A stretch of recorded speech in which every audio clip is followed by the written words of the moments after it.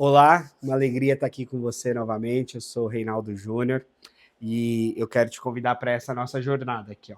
Como ler a Bíblia livro por livro. Nós estamos agora no quarto livro, que é Números. O quarto livro dos 5 do Pentateuco. Penta de 5. 5 primeiros livros da Bíblia atribuídos a Moisés. Números é o quarto. Se você não viu os outros, assistam os outros, eu recomendo. Mas cada livro tem o seu corpo geral, né? Então você pode também ler de forma não necessariamente na ordem canônica, vamos dizer assim.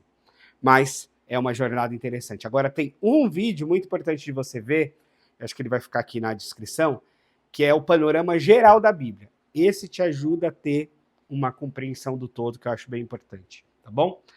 Então vamos lá. Livro de Números. Primeiro que é possível que seja o livro mais chato da Bíblia. Mas não é todo ele chato, mas algumas partes de contagem das tribos, dos acampamentos, é um pouquinho chato, mas a gente não pode desistir, porque tá aí como Bíblia Sagrada para nós e a gente precisa ao menos entender o que está sendo dito ali, né? Então é isso que eu quero ajudar você. Bom, a estrutura do livro de Números. Eu divido aqui, baseado no livro que eu estou usando, em 3 capítulos, ou 3 partes, na verdade. Então, a primeira parte é a preparação para a jornada. Lembra? Saíram do deserto, saíram do Egito, caminhando pelo deserto. Essa jornada ainda está em meio ao deserto, do capítulo 1 ao 10. Depois nós temos do capítulo 11 ao 25 as rebeliões e provações no deserto. Aqui Moisés sofreu bastante junto ao seu povo. E nos capítulos 26 a 36, a preparação para entrar em Canaã, ou seja, a reta final para chegar na Terra Prometida. Bom, primeira parte, preparação para a jornada. Há um censo dos israelitas e organização dos acampamentos e das tribos. Você sabe que eles saíram e era uma multidão de gente que saiu lá do Egito. Então já havia uma organização em clãs, em tribos, familiares. Então há uma organização a respeito disso.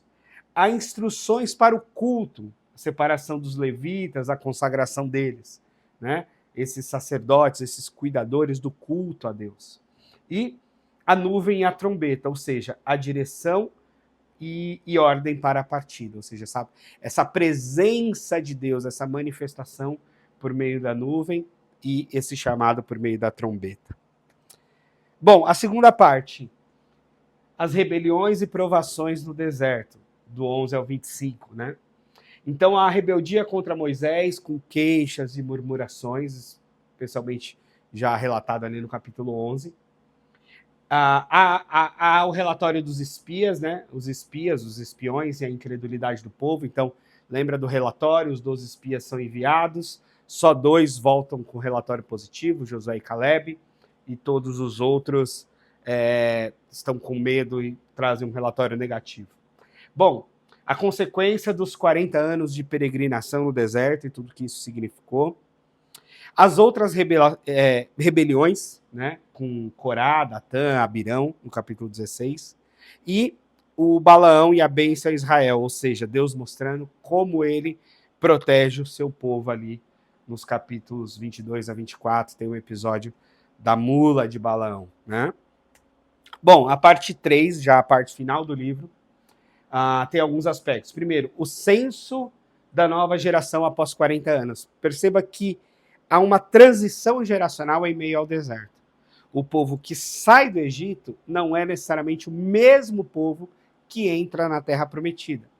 Há uma mudança geracional nessa peregrinação. A expectativa de vida era metade, talvez, do que a gente tem hoje. Então, 40 anos daria tempo de morrer uma geração inteira e ter outra. Então, provavelmente, quem entrou em Canaã nasceu ali pelo deserto ou veio muito criança da terra do Egito e entrou em Canaã na idade madura, né?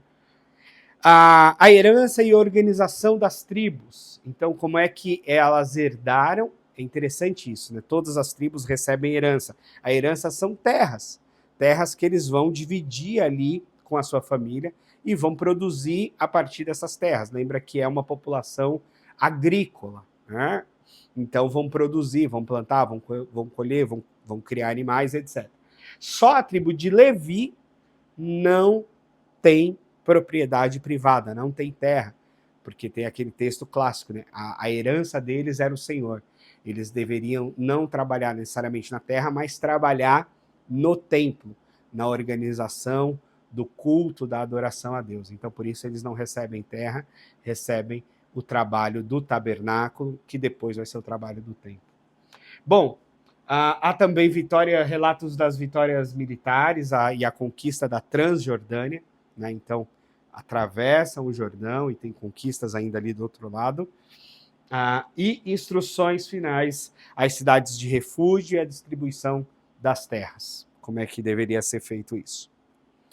Bom, terminei a parte estrutural, agora eu vou entrar nos temas teológicos. Você sabe que existe uma teologia bíblica. Teologia é tudo aquilo que a gente faz a partir da revelação de Deus, a partir da escritura, né? Então, os principais temas teológicos são a fidelidade de Deus, mesmo em meio à infidelidade humana. Então, a rebelião, a murmuração, mas Deus permanece fiel. Bom, a soberania e direção divina, a nuvem que guia o povo. Então, essa presença soberana e diretiva de Deus para o seu povo. As consequências da incredulidade, ou seja, há uma geração inteira que perece no deserto, que morre no deserto. Então, aqueles que não creram efetivamente, talvez, são justos que ficaram pelo caminho. E a esperança na nova geração, a preparação para Canaã, essa nova geração que entra na terra prometida. Bom, como ler Números com propósito? Primeiro, a gente precisa reconhecer que a peregrinação reflete lutas e aprendizagens da vida. Coloquei aqui vida cristã, né? Eu gosto mais até de pensar vida como um todo. Porque a nossa jornada é essa jornada de altos e baixos, de deserto, de problemas, mas ao mesmo tempo de fidelidade de Deus e etc. Então, é preciso entender que nós também estamos peregrinando por esse mundo. Ver Números como uma lição sobre fé e obediência. Ou seja, fé nesse Deus que nos guia, obediência a Deus, a esse Deus que está com a gente. E observar a graça de Deus mesmo em meio ao julgamento. Há intervenções divinas, há julgamentos divinos, mas isso não é um contraponto à graça de Deus. Porque a graça de Deus também é resultado da sua fidelidade, da sua justiça, do seu amor, enfim, de todos os seus atributos. Bom, como é que a gente aplica hoje o livro de Números para nós? Primeiro, a fé em meio às dificuldades. Confiar na direção de Deus, mesmo quando o caminho parece longo. Mesmo quando está difícil, mesmo quando está longe, mesmo quando a gente está cansado. Confiar em Deus. Evitar murmuração, reconhecer os sinais da presença de Deus. Murmurar é blasfemar, é reclamar demais, é dizer o que não se deve, quando a gente deve reconhecer a presença de Deus e agradecer a Deus, aquela coisa de olhar o copo meio cheio. E se preparar para a promessa de Deus, ou seja, permanecer fiel enquanto esperamos as promessas se cumprirem. Então, a fé tem essa espera fiel. A gente espera fielmente, com fidelidade a Deus, esperando que as promessas que Ele nos fez cheguem até nós. Então, a gente permanecer, perseverar, é uma virtude importante, tá bom? Conclusão, Números nos ensina que a jornada da fé pode ser desafiadora, mas Deus permanece fiel. Então, Deus é fiel, como diz a frase popular. E é um desafio que nós sejamos também, em resposta a ele. O deserto é um tempo de preparação e dependência de Deus.